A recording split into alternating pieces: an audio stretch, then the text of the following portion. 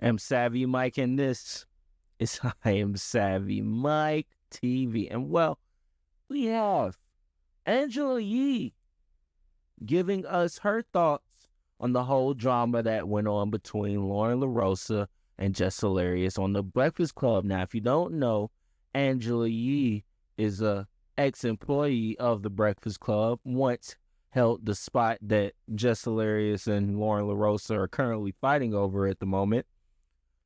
And so her 2 cents here would be needed. Let's listen. She's now launching a new podcast called The Latest with Lauren LaRosa. Now, the show is described as an extension of her popular segment on The Breakfast Club, where she breaks down the latest in news and pop culture. I'll begin with your thoughts on that and the overall drama that we all heard on the airwaves. Well, I would say this. When I initially left, they did say they were going to hire 2 people. So that was always the plan. So I'm going to be honest, I don't know what's communicated to anybody. I know Jess was out on maternity leave, and I know that's tough, too, coming back. I know she's expressed, you know, having a baby, postpartum, all of those things take a toll. And Lauren works really hard.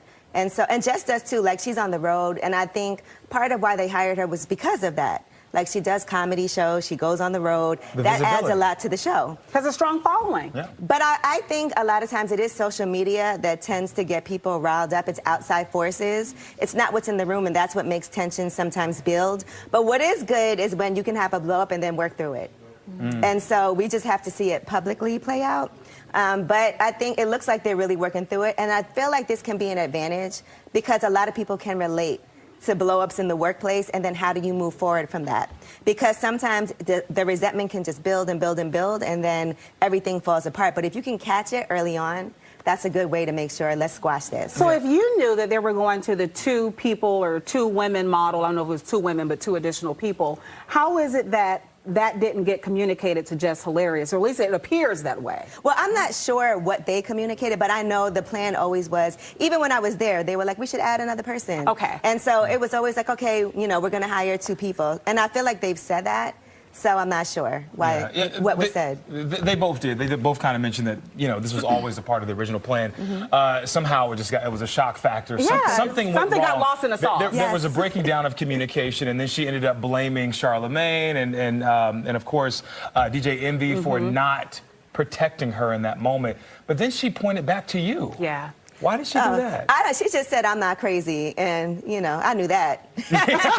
but what was she alluding to? You know what? I saw her one time. We had like a women's event, and we didn't even have a chance. It was all the women at iHeart, so we haven't really had a chance to even break it down. I think she meant it more as a compliment, like, Angela is not crazy, because people thought I was crazy for leaving the show. Sometimes people think as the woman, you're the problem. And so when something like this happens, it's like, you know, she's not crazy. Like, people, who knows who said that, but Yeah, I thought she was alluding to the fact that maybe you went through something similar behind the scenes and you could relate, and hey, she's not crazy and I'm not either. That's how I took it. I think all of us took it that way. We were just like, wait, how did Angela get involved in this? Right. We love Angela. I don't know. I haven't even had a chance. We saw each other. We were doing like these little group sessions, and we were like, we'll talk later. And I'm sure you guys will then I left to go to soon. Memphis. Yeah, I hope that conversation happens, because I think both women are equally talented in their own, you know, they arena. Bring something different to the table. I think Jess is hilarious, because, you know, and then Lauren is a journalist. So I think if they can figure out how to balance those things, and sometimes it's also the conversation of, okay, when do I jump in? Because I also think it's important before a break to sit down and be like, okay, this is what we're about to talk about. What's your point of view? What's your point of view? We do that every day. We do that every single day. I don't know that they are or aren't doing that, but I think maybe that has to be something that's even more ingrained. But then we're collaborating and not competing. That's the difference. Yeah. You know, one of the things that came out of this is just the conversation around, should people in workspaces, particularly two black women coming together, should this have been done on air? Should this have been or on social media? Should this have been a private conversation? You know, I feel like on The Breakfast Club, they do like things to play out on air. And so that's an argument that can be had. But it's also part of, I think, the allure of the show has always been people feeling like part of it. And so that show's been around for, what, 14 years now, 15 years.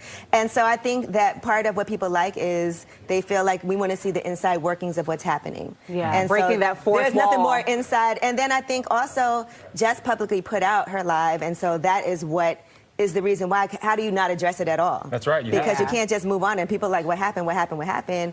Well, let's let it play out. Got it. Well, thank you for sounding out. This is clearing from the that up. Queen, too. The Queen. They needed 2 people to fill your seat. Yeah, they need to sit down people. and talk. That should have happened first, actually. Exactly. All right. Well, they say nobody wins when the family feuds. Actual families, Right. for real. That's Nobody wins when the family feuds. They don't say that, young black woman. No, Jay-Z said that. Either way. Honestly, Angela Yee didn't say nothing wrong there, to be honest. I'm surprised to hear her be, how do I say this, as positive as she is about it. You know, if anything, she's giving feedback. If anything, she's trying to help the situation and not hurt it. And honestly, that is how a professional is supposed to act. Clearly, Angela Yee is a professional. Now, while she understands that the seat they want was hers at a certain point and they're just both fighting over it at this point, she gets it. She's like, you know, at the end of the day, they told me 2 people was taking over at some point. I don't know why they didn't communicate that to Jess. I'm sure they probably communicated that to Charlamagne. I'm sure Lauren knew that. I'm sure DJ Envy probably knew that as well. And I'm sure Jess Hilarious, when she finally found it out, she probably felt like, oh, wait, where is this coming from? Like, she felt like she was getting backdoor. Like, hold up. Y'all told me it was going to be me. This was supposed to be me, Jess with the mess. Now it's Jess and Lauren. What the fuck is this, you know? And then so she exploded. She said, fuck that shit. I'm going to tell it all, let it all be said. Now, my only thing is, too, on that is, like, why didn't you just fucking wait? Like, at the end of the day, if you felt like you were getting put out the door anyways, explode when you getting put out the door.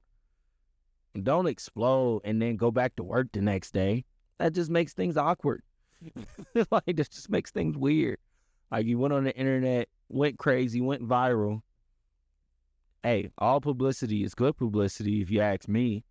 Currently, Jess Hilarious is I think she just did an interview with Shannon Sharp. I don't think they talked about this. I don't know. But either way, yeah, like, we get it, Jess. You have motion.